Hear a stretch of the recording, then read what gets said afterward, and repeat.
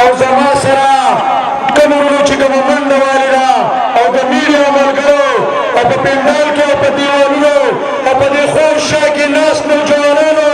په جمع السلام علیکم. نن چونکې سبا به د 23 تاریخ نه د روانې معرکې کوم چې د حق او د باطل معرکه ده، کوم چې د مغربي تهذیب او د مشرقي تهذیب مقابله ده، سبا به د هغې د تیارۍ لپاره هغه کمپین بدلېږي. خو نن زما سره عهد وکړئ چې په دې پنډال کې څومره ناست زما مشران، زما همزولي او دا ځوانان لاس اوچت کړئ چې د نن نه پس به هر سړی ډاکټر امجدي، هر سړی به قاري محمود صاحبي، هر سړی به پلي زبان صاحبي، هر سړی به دا دعوت چلی. واده ده کوم وخت چې دا 15 کاله تېر شو موږ چې د کوم بدلون په ناره پسې تللي وو، موږ چې کوم ونه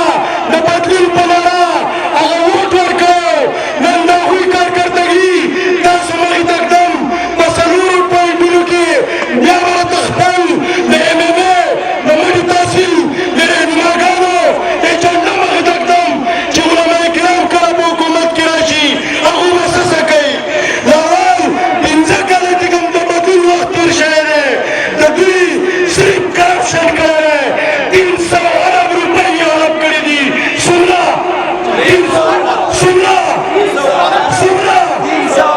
په هغې کې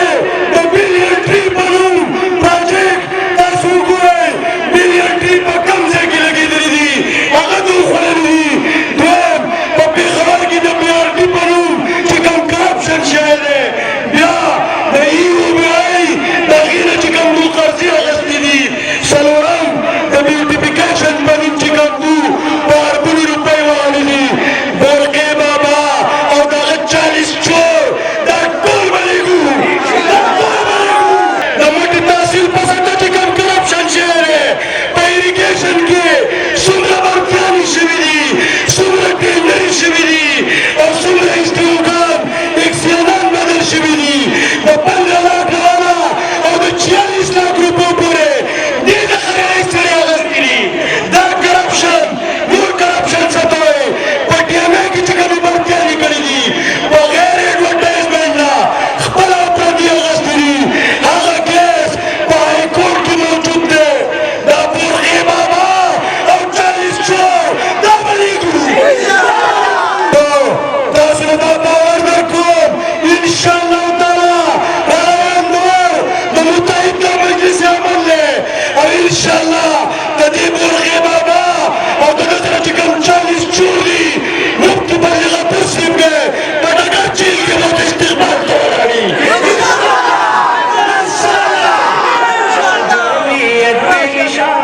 ټولونه متحد د مجلس عمل به سپورټ کوو انشاءالله. دا برقې بابا او 40 چور دوی ته به ښایو او انشاءالله د MMA په دورې حکومت کې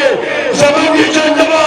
د مټې تحصیل د خپلو خویندو لپاره، د دې باباګانو لپاره،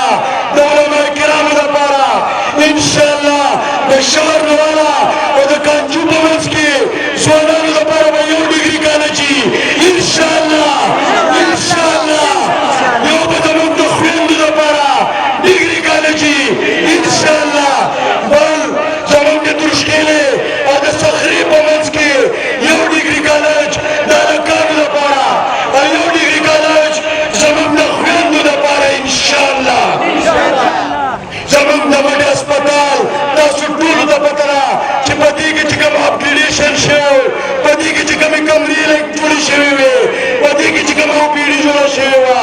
هغه د متحد د مجلس عمل په دور کې جوړه شوې وه او په هغې کې چې متحد د مجلس عمل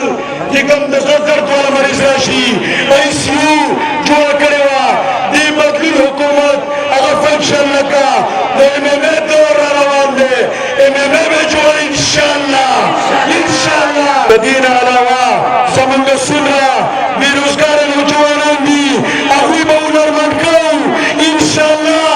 2 ټکنیکل کالجونه به جوړوو، مختلف قسم هنرونه به ورته ښایو، ډګریانې به ورکوو، سرټیفیکیټس به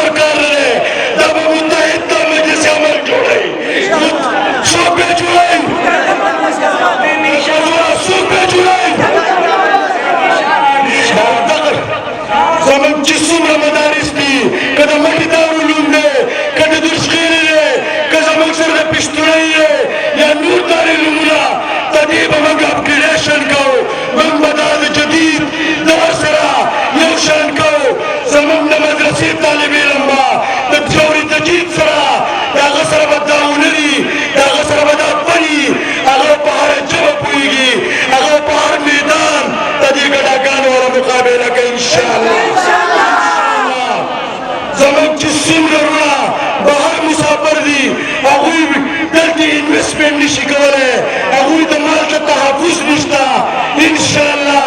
MMA به تحفظ ورکوي هغه به مجبوره کوو چې خپلې روپۍ دلته ولګوي او داسې قانون سازي به کوو د ورسیز د خپلو د هغه ملګرو لپاره چې په بیروني دنیا کې هغوی ته سهولتونه وي هغوی ته مشکلات نه وي داسې نه چې زموږ یو غریب ورور مړ شي او وفات شي په 14 ورځې هغه هلته په تراجو کې پروت دي دا اصلاحات به بدلو دا به بدلو انشاءالله یو ایمان یو نوم یو نشان یو ګټه او تاوان یو خبره چې دا هغه زموږ د ټول سواد د غریب عوامو سره متفقه ده دا سواد ټیکس فري زون او وخت چې کوم عمل شو په هغې کې دی 5 کاله پس به کوم ټیکسونه لاګو کېږي نو زه اول او د سواد چې څومره متحد مجلس عمل امپیاګانې دا جنګ به کوو سواد په ټیکس فري زون دوباره جوړو انشاءالله انشاءالله د دې نه علاوه اوس یو خبره زه خپلې خبرې ختموم خو چې څومره علما کرام څومره زموږ د مدارسو طلبا دي څومره یوت ملګري دي څومره نوجوانان دي دا راسره لوز وکړئ دا راسره واده وکړئ چې د 25 تاریخ به بکسې صرف د متحد مجلس عمل د کتاب د چاپ مهر نه به ډکوئ دا کوئ که به نه زه خپلې خبرې ختموم خو زه تاسو ته دا ټول خبرې په 3 خبرو کې راغونډوم دا واورئ دا نوی اقتدار چې راولو د خدمتګار لیډرشپ لپاره د خدمتګار لیډرشپ لپاره د کنځلمارانو د انسانانو پورې چې مسخرې کوي د دوی نه نو په لارو کوڅو کې چې کنځل کوي او دا د درې له تماچو خرڅولو والا دا مسله وه انشاءالله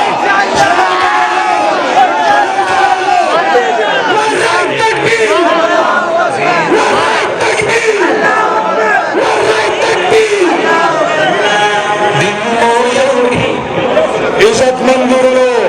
دا د غیرت موخه ده دا د خپل ځان د ګټلو موخه ده دا د غریب د ګټلو موخه ده دا د علما کرامو مټې مضبوطولو موخه ده راځئ چې عهد وکړو راځئ چې یو شو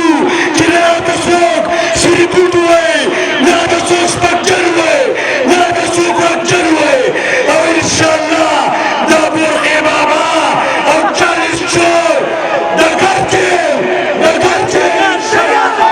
په ټول پاکستان کې چې د متحد مجلس عمل کم